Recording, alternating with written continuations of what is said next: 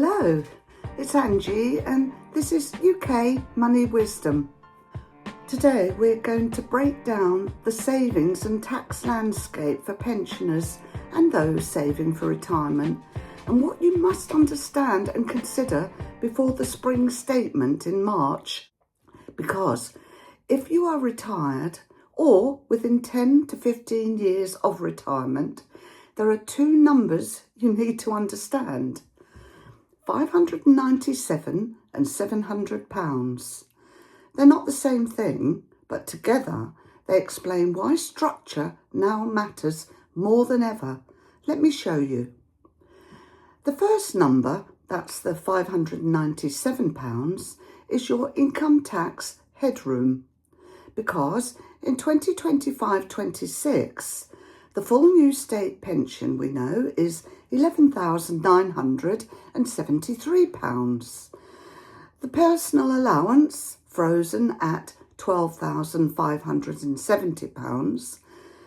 And if your only income is the full state pension, you are just £597 below the point where income tax begins. That's the £597 headroom, your headroom. It is the narrow margin between not paying income tax and starting to pay it. And for many pensioners, that margin is smaller than they realise. Now here is the second number. That's the £700, reveals the dividend exposure. Say you receive £1,200 in dividends outside an ISA, only £500 of that is covered by the dividend allowance, meaning £700 is taxable under dividend tax rules. There are two different mechanisms at play here. One is the £597, which relates to income tax headroom, and the £700 relates to dividend tax exposure. They are not the same system. They sit in different parts of the tax regime structure, not because tax rates increased, but because allowances have narrowed. And if your £20,000 ISA allowance expires unused on April the 5th, that shelter space is permanently lost. That is the important structural shift we must learn about and that we are dealing with today. And just to anchor the rules, everything we discuss today is based on legislated 2025 UK tax rules shown in this table. You have the ISA allowance of £20,000, dividend allowance £500, capital gains allowance £3,000, personal allowance £12,570, and your full new state pension £11,973, all for 2025-26. Now, an important clarification that it's important to remember. The state pension is taxable income, but tax is not deducted at source.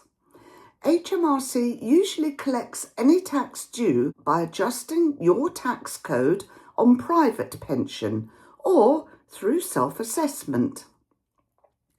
That's why many people wrongly believe the state pension is not taxed, but it absolutely counts towards your personal allowance. Which brings us back to that £597. Now we can look at the benefits of what an ISA actually does. You see, an ISA is not an investment. It is simply a tax-free wrapper that sits around your savings or investments. Think of it as a protective box. If your savings are inside an ISA protective box, the interest is not taxed. The dividends are not taxed. The investment growth is not taxed. When you take money out, it does not usually increase your income tax.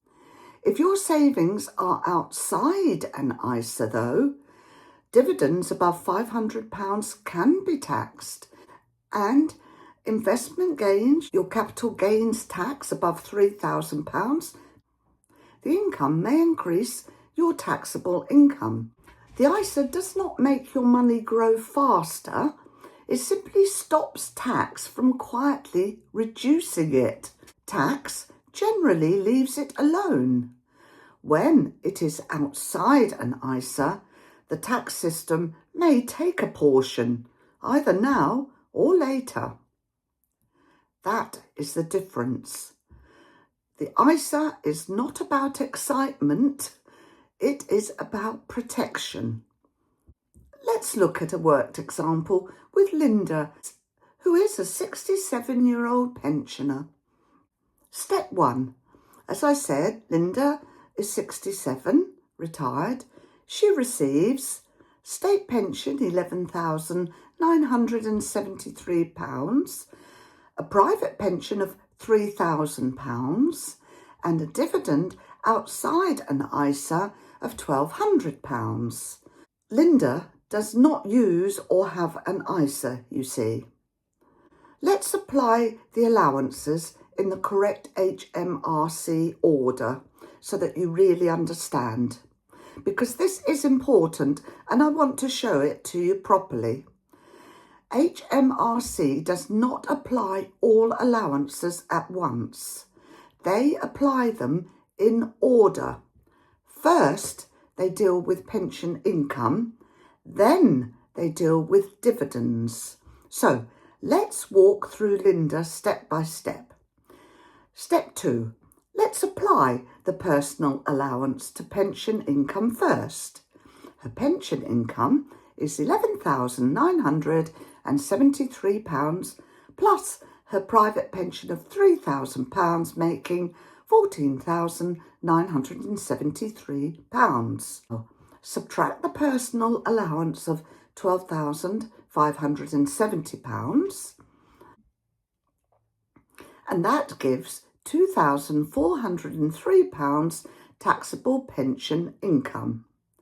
At this point, her personal allowance is fully used. Step 3. Let's apply the dividend allowance. Dividends received £1,200, dividend allowance £500.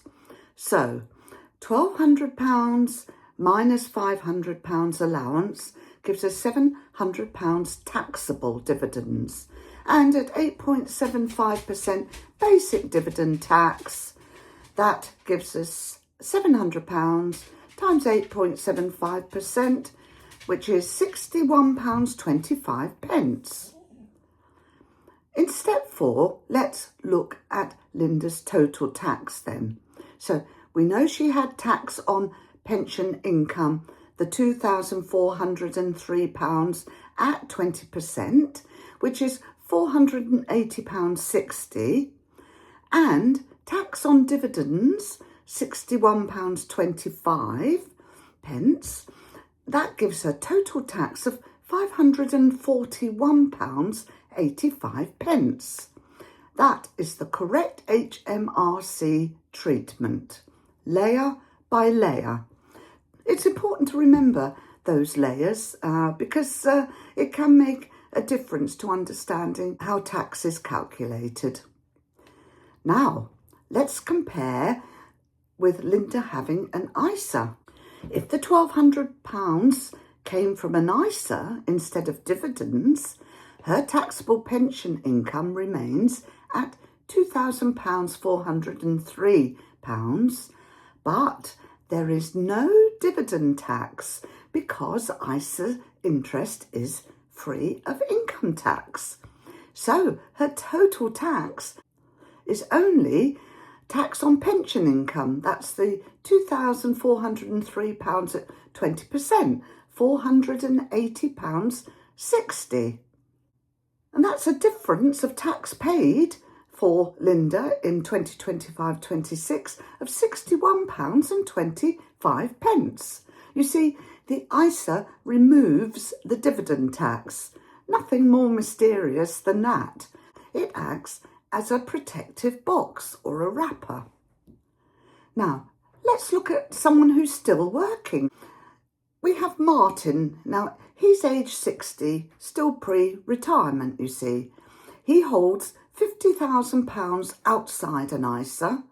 The yield is 4%. He receives dividends of £2,000. But remember, there is only £500 for dividend allowance. So let's look at Martin's dividend leakage. For illustration, we're assuming Martin is a higher rate taxpayer. So his dividend tax at 33.75% means £506.25 per year. And over 10 years, that becomes just over £5,000 in dividend tax alone. Look at this table, which shows the 10-year dividend drag. In year one, there's the cumulative tax of £506.25. By year 5, that cumulative tax has risen to £2,531.25. And by year 10, it's £5,062.50. Okay, let's look at the 20-year structure gap between having tax-free ISAs versus taxable savings. This illustration assumes annual tax drag reduces effective growth from 7% to around 5.5%, shown in this table. You can see that the 20-year value of an ISA is £77,394. Taxable shows you the annual tax drag reduced amount of £58,920. That's a difference of £18,474. That's nearly another ISA allowance. And that gap emerges quietly, year by year. Let's look at the April the 5th reset. So in 2025-26, we had an ISA allowance of £20,000, but that expires, if you haven't used it, on the 5th of April at midnight. Now, in 2026-27, that's on the 6th of April, you will get your £20,000 ISA allowance fresh. But the point is, you will see here that the unused ISA allowance does not roll forward. If you don't use it, you lose it. If you used £6,000 in 2025-26, you do not get £34,000 next year in 26-7. The unused shelter disappears permanently. The ISA has not shrunk. Dividend allowance has. Capital gains tax allowance has. And personal allowance is frozen. So the pressure already exists on us. And every April the 5th at midnight, unused shelter disappears. So now you see how the correct usage and structure compounds. And in retirement, structure becomes protection. Now, I just want to reinforce that this content is for your general information only. And if you need advice on your own personal finances, do seek that from either gov.uk online or by phone, or speak to a professional financial advisor. My information is based on current UK tax and pension rules and public guidance for the 2025-26 tax year.